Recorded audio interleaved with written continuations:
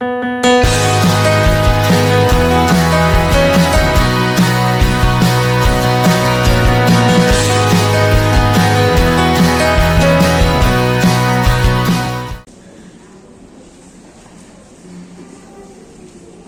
2:42.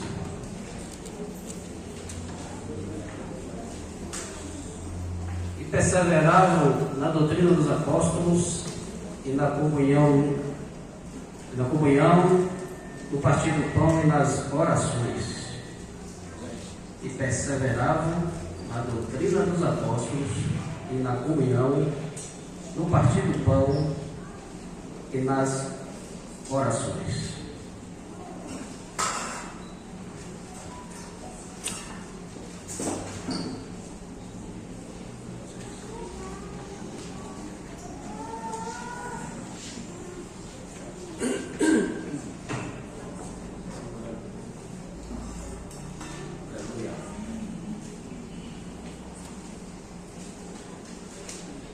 Fala um pouco nessa noite sobre essa mesa do Senhor que é partir o pão, né? Nós temos aqui algumas âncoras da nossa fé: a comunhão, doutrina dos apóstolos, oração e o partir do pão. Nossos primeiros irmãos, chamados irmãos da igreja primitiva, não tinham o privilégio que nós temos aqui hoje, de reunirmos aqui nessa liberdade, ar-condicionado, essa liberdade, esse conforto. E eles no início da igreja foram acusados de... Sabe por quê? Porque eles se reuniam escondidos nas cavernas, nas catacumbas de Roma. Onde tinha lugar escondido, os irmãos estavam. Mas a primeira coisa que nos chama a atenção e que a gente deve perguntar aqui nessa noite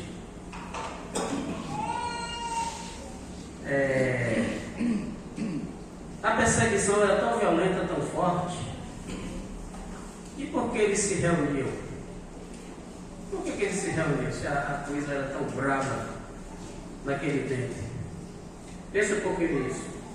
Eles tinham a lei, a Torá, né? Na casa deles, abundantemente.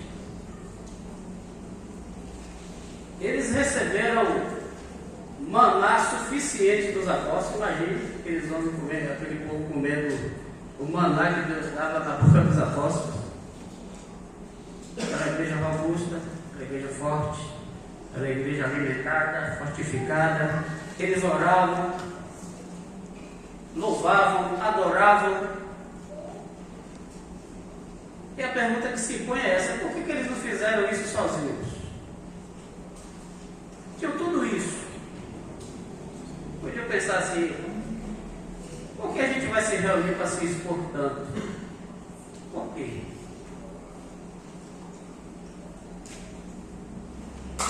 Alguns poderiam pensar assim: vamos adotar uma postura de Cristo e eu lá em casa.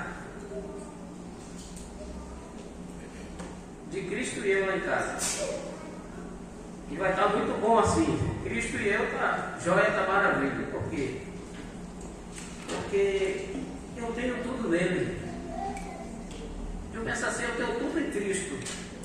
Tem o Espírito Santo que habita em mim. Não tem nenhum mediador entre eu e Deus a não ser Jesus. Jesus era suficiente. Não preciso de nenhum intermediário. Não preciso de pastor, não preciso de apóstolo, não preciso de nada. Eu e Cristo. E é o que exatamente muitos estão fazendo hoje no mundo. Eu quero servir a Deus, eu e Deus, eu e Cristo, e mais ninguém. Sou chamado de desigrejados, solitários, independentes. Mas não era isso que os irmãos faziam. Eles colocavam, meus amados, o pescoço deles correndo todo risco, o pescoço deles aprende para eles se reunir. Em meio, em face à morte, eles não amavam nem a vida deles, porque eles entendiam que ali era importante para comungar com os irmãos, porque somos um corpo, ninguém pode servir a Deus isoladamente. E é interessante, meus irmãos, que espiritualmente falando, eles tinham muito mais vitalidade espiritual do que nós, porque eles estavam sob uma pressão violentíssima. Podiam morrer a qualquer momento se fossem descobertos. Mas mesmo assim, esses irmãos perseveravam no partir do pão, que era a comunhão. Eles podiam também pensar assim, muito bem pensado também, logicamente, racionalmente. Agora não é hora de reunir. Não é hora de reunir. Não é hora de reunir. Deus vai compreender.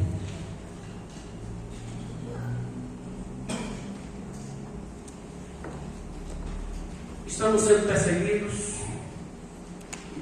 e vamos ficar, cada um vai ficar na sua casa, aguardar um momento oportuno.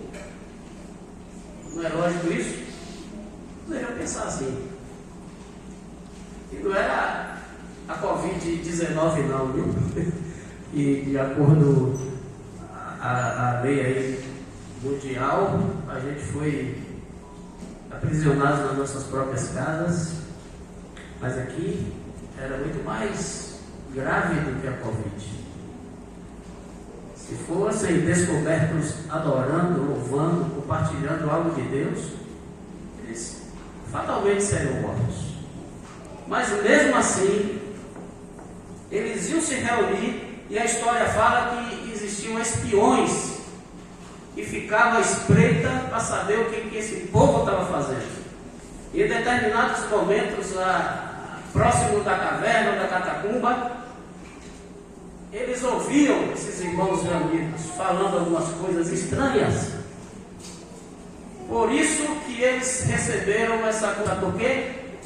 Porque em determinado momento lá da reunião, um levantou a voz e disse assim, ele disse que se nós não comermos da carne dele e bebermos do seu sangue, nós não teríamos parte com ele. Imagine. Aí os espiões iam lá para os imperadores e denunciavam, eles comem a carne um do outro e se matam, sei lá o que é isso. Eles eram acusados.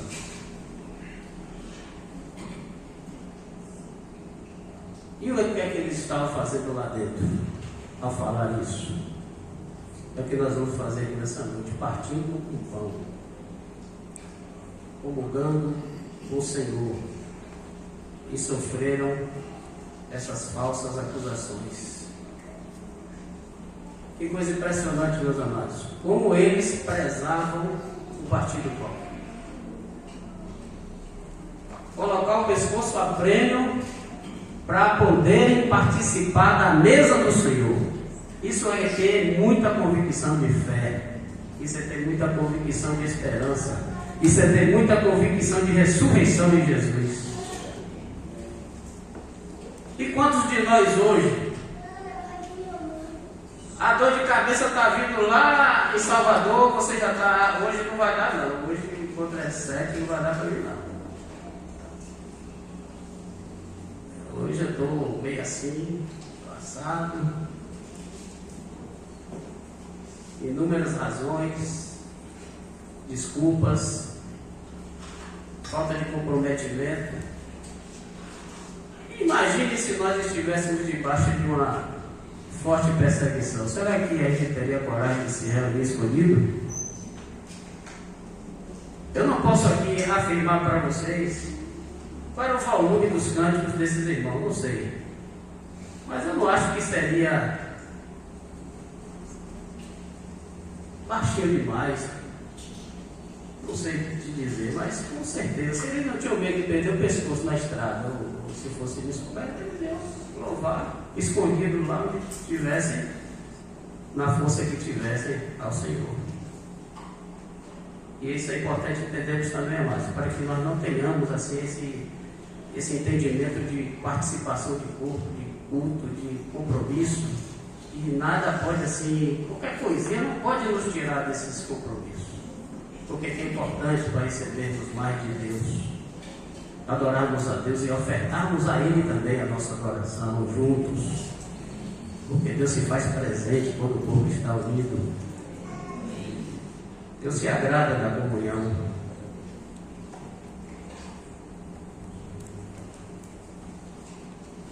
Aleluia. Eles entendiam e compreendiam que esse partir do pão não era apenas um simbolismo, não era apenas um memorial. E a gente precisa se guardar dessas palavras. Por quê? Porque Jesus não disse façam isso como um memorial. Não, Jesus não disse assim. Ele disse façam em memória de mim. Façam em memória de mim. É muito diferente. Por quê? Porque um memorial é algo morto. A gente vai nas praças de guerra e encontra um memorial lá. Sabe o que a gente encontra nesse memorial? Um bocado de fezes de pombo em cima, morto, frio, sem vida nenhuma. Mas é muito diferente quando a gente pensa que nessa participação aqui na mesa do Senhor existe uma realidade espiritual de que nós estamos em Cristo e Cristo está em nós. Paulo vai dizer assim: quem comer e beber indignamente é réu do corpo e do sangue de Cristo. Por isso Paulo fala: examine-se e coma, examine-se e beba,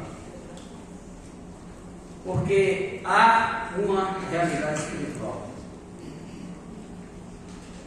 Por que o Senhor ordenou a sua mesa? Por que Ele ordenou esse partir do pão? Você sabe por quê? Porque o Senhor deseja, em cada partir de pão desse que a gente fizer na igreja, que os nossos olhos sejam abertos, nossos olhos espirituais sejam abertos, para que possamos ver quem é o nosso Senhor Jesus.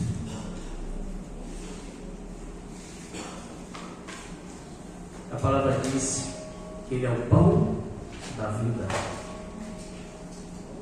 Esse Senhor que é nosso e nós somos dele. Esse que disse assim: coma de mim e viva por mim. Por quê? Porque quem comer de mim, por mim, viverá. E aquele que não comer do meu corpo e beber do meu sangue, esse não tem parte comigo. Mas o que é trazer a memória? É a gente trazer a nossa consciência presente aqui, hoje, agora, o que o Senhor Jesus fez e o que Ele é para nós. O que Jesus é para nós e o que Jesus fez por nós. Por isso que nós não podemos negligenciar essa âncora que nos dá poder, que nos dá vida, que nos dá impulso para a gente poder perseverar na presença do Senhor. Trazer a memória para que não saia da nossa consciência. Participar do que Ele falou e nos deu. O que Ele fez em nós e conosco. Porque nós somos um corpo, pois participamos dele. Fomos colocados nele e nos encontramos no corpo. Por isso que Ele partiu e deu a todos, porque Ele é tudo em todos.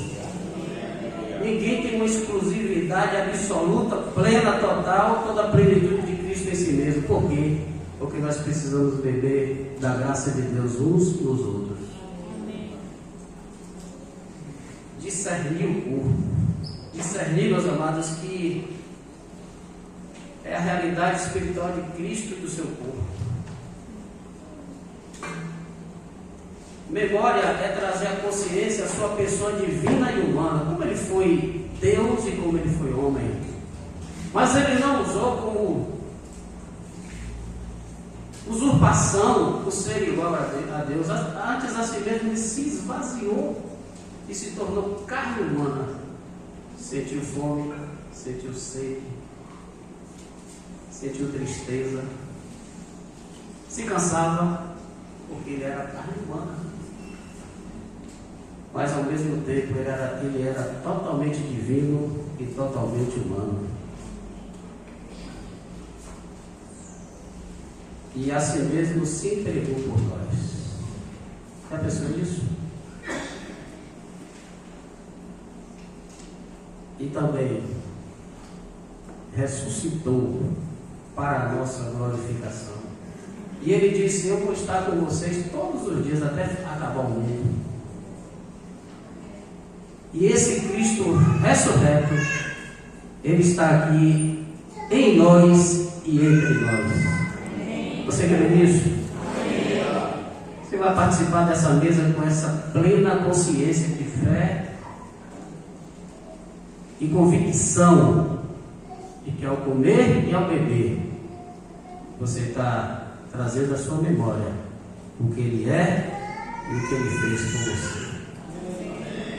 E quando o Senhor Jesus partiu o pão ali em Lucas 24, a palavra diz que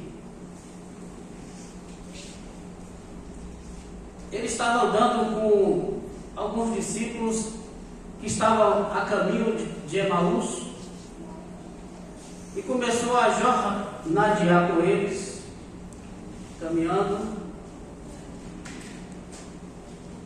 mas eles não reconheceram que era Jesus. Eu fico impressionadíssimo com esse texto. Caminharam com Jesus, batendo papo com Jesus, mas não reconheceram que era Jesus. Aí vai aquele homem, eles não sabem quem é ele. E ele está pertinho deles, próximo dele, o Senhor ressuscitado. E venceu a morte. E foi lá nas profundezas do inferno, bateu na cara de Satanás, passa a chave para cá, porque agora todo o poder me dado nos céus e na terra. Esse ressuscitado estava ali andando com os discípulos, eles não se aperceberam que era esse homem. Aí Jesus faz uma pergunta interessante. Ele disse assim: o que é que vocês estão conversando? E a resposta deles, eles já estavam irritados, eles já estavam deprimidos, eles já estavam bravos, eles estavam tristes. Aí vem uma pergunta dessa e eles respondem: será que você é o único que estava em Jerusalém e não sabe nada do que aconteceu? Olha como eles falaram com o Senhor: grossos, rudes. Imagina falar assim com o ressuscitado. Em outras palavras, eles estavam dizendo para Jesus: você, rapaz, é um desavisado mesmo, né? Imagine se lá naquela época tivesse Facebook, Instagram, o que mais? YouTube. Eles iam falar: você é desinformado, não tem Facebook, não tem WhatsApp, não tem nada, SMS, não tem nada, você é desinformado mesmo, né, rapaz? Mas Jesus falou com ele de maneira tão gentil, como ele é gentil, gracioso como ele é gracioso, bondoso como ele é bondoso. Aí Jesus falou: volta mais um pouquinho eles. Quais foram os eventos? Eles começaram a narrar para ele. Jesus de Nazaré nós tínhamos toda uma expectativa que ele era o enviado, o Messias de Deus que veio à terra. Fez coisas incríveis, operou milagres, ouvimos falar que ele expulsou demônios a rodo, causou terror em Jerusalém e circunvizinhanças, fez milagres absurdos, coisas fantásticas. Suas palavras eram palavras que produziam vida. Toda a nossa expectativa estava nele, toda a nossa força de fé e espiritualidade a gente depositou nele. Mas sabe o que fizeram com ele? Crucificaram ele. E aí agora, sabe o que aconteceu? Acabou toda a nossa esperança. Tudo arruinado e acabado. Voltamos para a estaca zero.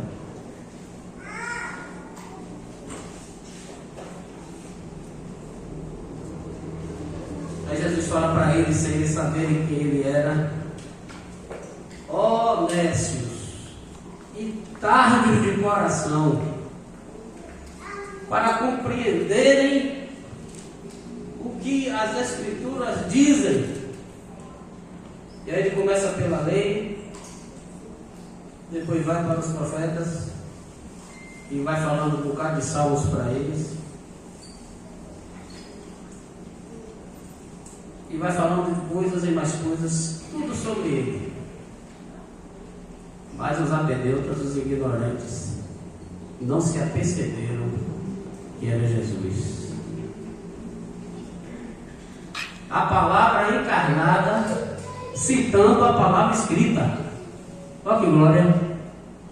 A palavra encarnada estava ali, conversando com eles, citando as Escrituras, a palavra escrita.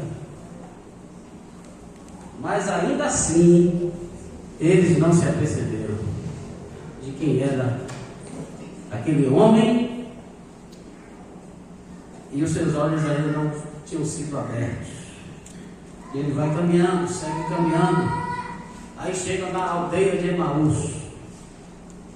E sabe o que aconteceu com o coração desses discípulos?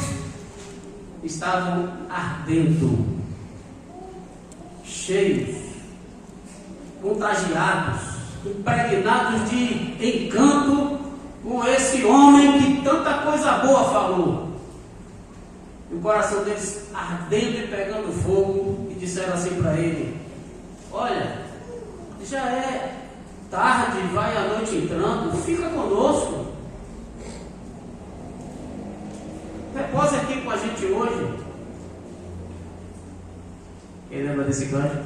Estavam totalmente conquistados por esse homem, e sem saber quem era esse homem. Aí eu faço outra pergunta aqui para nós essa noite: será que Jesus ia se hospedar na casa desses camaradas se não fosse convidado? Você já acha que sim? Jesus é mal educado? Jesus é seguir. E essa é uma pergunta para nós aqui nessa noite: como é que nós temos nos relacionado com Ele? Nós temos um convidado, nós queremos comunhão com Ele, nosso coração arde por Ele. Eles fizeram o convite e Jesus entrou. E Jesus vai fazer a mesma coisa com a gente. A chegarmos a Ele, Ele se chegará a nós. Amém. Vamos encontrá-lo se buscarmos de todo o nosso coração. Mas como é que está o nosso ardor? E eu repito aqui para nós nessa noite mais uma vez. Ano passado eu comecei uma pregação aqui, falando sobre o que ninguém lembra. Não, primeira pregação que eu trouxe no ano passado. Está difícil. Eu falei de presença de Deus, buscar a Deus em primeiro lugar, com primazia na nossa vida. Aí eu disse que essa chamada celular está detonando com a fé de muitos de nós. Gasta-se muito tempo com YouTube, Facebook, Instagram e por aí vai. E a Bíblia está ficando de lado, a oração ficando de lado, minimamente necessária. Mas a palavra do Espírito Santo a nós nessa noite é essa: esquadrinhemos os nossos caminhos e voltemos para o Senhor. Convidemos Jesus para ficar conosco, na intimidade, no ardor, no fervor. Como é que está seu coração? Talvez alguns de nós aqui nessa noite não queriam estar nem aqui. Estou afim não, eu não quero ir, seja lá o que for. E esses irmãos debaixo de pressão, eles queriam partir um pouco, porque ali tinha a realidade espiritual de que estavam comendo e bebendo de Cristo. E nós temos toda essa liberdade, essa folga, mas pensemos uma coisa: nós seremos cobrados por tudo isso que temos. Um dia chegará a prestação de contas, um dia seremos provados quanto de depósito de Cristo em nossas vidas. Quando vierem as provações, as tribulações, as perseguições, só vai ficar o que tem de reserva de Deus na vida da gente. Fica conosco, Senhor. Precisamos convidar Jesus. Senhor, eu te quero mais. Quero te conhecer mais. Eu quero conhecer as riquezas insondáveis da tua bondade, da tua graça, da tua misericórdia. E quando ele entrou na casa, naturalmente, porque a casa não era dele, era dos discípulos, eles prepararam uma ceia para o Senhor, um alimento, uma comunhão, e eles colocam o alimento na mesa, e ali está Jesus comendo com ele. Eu acredito que Jesus já está com um pouco de fome, porque ele ressuscitou. Eu não lembro bem se ele comeu alguma coisa. Ele foi logo contando esses primeiros aí e foi andando com eles. Mas ele apareceu para muita gente também.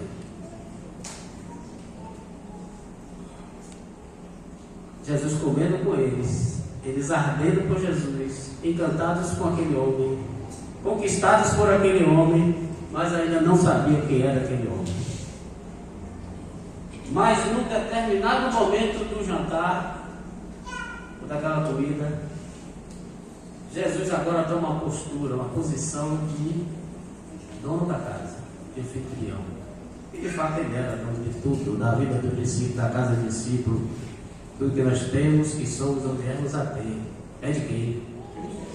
Do Senhor Jesus. Aí eu lembro do dia que o irmão estava pregando com uma pessoa, aí na época do videocassete. Se você tivesse uma coisa e alguém precisava de emprestado, a pessoa disse: não, não emprestava não. Aí citou o videocassete: não, não presto não. Se você não perder videocassete, carro, seja lá o que for que você tem, e até sua própria vida, por amor de Jesus e ao governo de Jesus, você não pode ser discípulo dele. E ali está Jesus inflamando o coração daqueles homens, e agora ele toma uma posição de Senhor que serve. Ele pega o pão e parte o pão. E Lucas relata que no momento que Jesus partiu o pão, os olhos deles foram abertos e viram o Messias ressuscitado. A esperança de Israel ressurge no coração deles. E agora, misericórdia, o coração deles já estava terminando o infarto, contemplando o Rei da Glória, o Senhor dos Senhores. Então veja que especial, porque eles já poderiam ter se apercebido de Jesus ou não. Poderiam. Mas Deus deixou o momento certo, o partir do pão. E aí Ele deu a todos. E quando nós comemos aqui também, esse pão que já está partido ali na bandeja, significa que esse pão vai ser dado a todos nós e que nós devemos participar uns dos outros para que voltemos a ser corpo. Porque ele é de todos nós, ele é para todos nós. Mas quando o Senhor reparte o pão, os olhos deles se abrem, eles reconheceram que era Jesus. Eu queria estar tanto nessa hora lá para ver isso. Meus amados, que o Senhor nos guarde aqui nessa noite e sempre. E toda vez que partirmos o pão e participarmos da mesa do Senhor, de que isso aqui não é um ritual.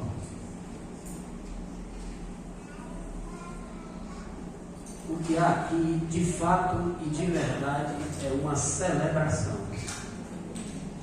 Celebração de que o pecado foi destruído e que agora nós somos nova vida em Cristo, e agora habita em nós o Espírito Santo que nos guia em toda a verdade e que está nos transformando de glória em glória, e que breve esse corpo mortal se revertirá de glória. Estaremos com Cristo para sempre. É só um pouco mais que temos que esperar e perseverar e santificar e buscar aumentar o nosso amor por Ele, o nosso ardor por Ele. Porque Ele mesmo disse que quando Ele voltar, o pecado iria se multiplicar tanto na terra que o amor de quase todos se esfriaria. E nós temos que mencionar nessa noite aqui o nosso amor por Ele, pedir perdão a Ele. Senhor, preciso te amar mais, te querer mais, preciso mergulhar mais na tua palavra para ouvir-te, conhecer-te e obedecer-te.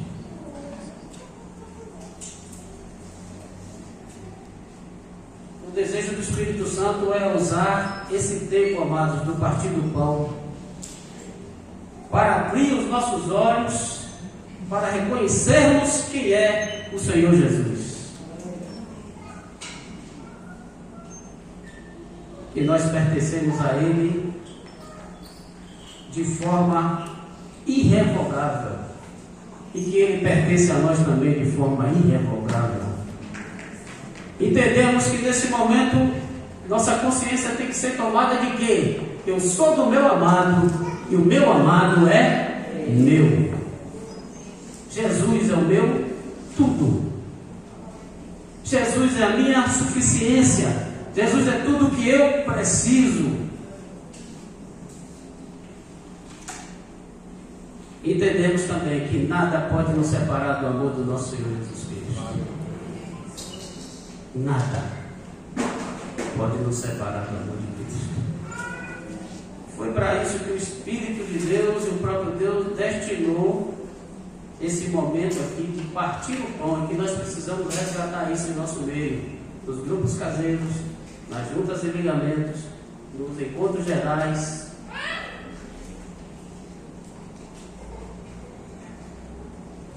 E a igreja, meus amados, de um modo geral, transformou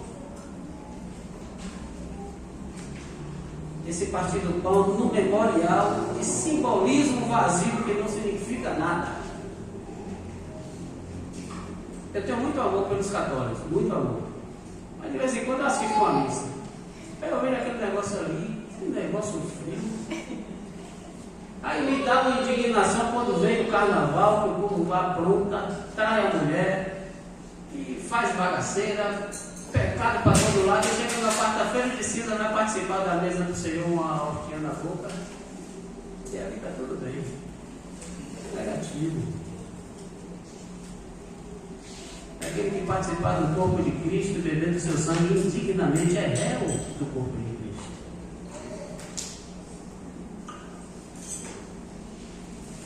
E sabe o que a maioria faz? De modo geral, parte o pão de vez em quando e coloca no final da reunião, que está todo mundo já doido para ir embora.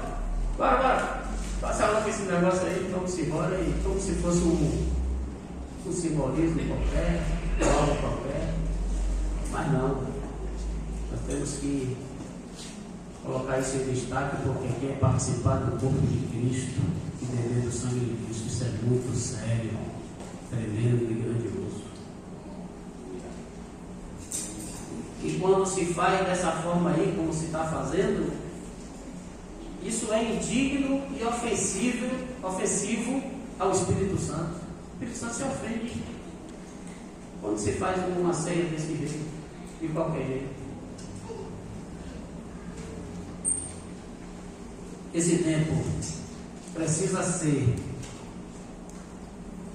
esse tempo em torno da mesa precisa ser um tempo destinado às contemplações das glórias do nosso Senhor Jesus Cristo. As glórias dele, tudo que ele fez, tudo que ele é, tremendo, maravilhoso e grandioso é o nosso Senhor. Adoração a ele.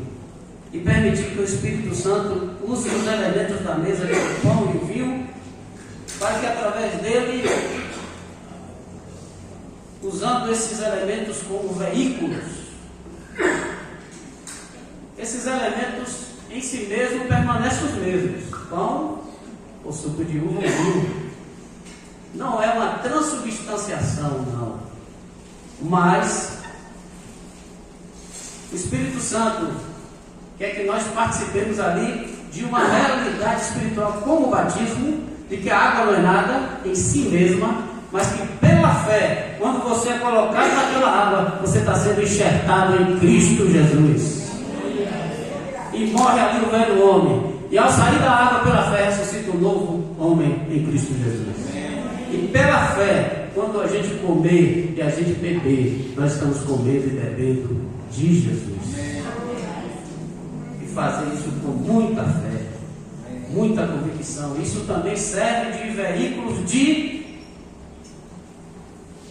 testemunho para o mundo. E nós vamos testificar aqui nessa noite para as pessoas que estão aqui, que ainda não nasceram outra vez, que Jesus é real, que Jesus morreu segundo as Escrituras, nasceu segundo as Escrituras, cresceu segundo as Escrituras, andou segundo as Escrituras, morreu e ressuscitou segundo as Escrituras. E que Ele se faz vivo e presente aqui em nós e entre nós.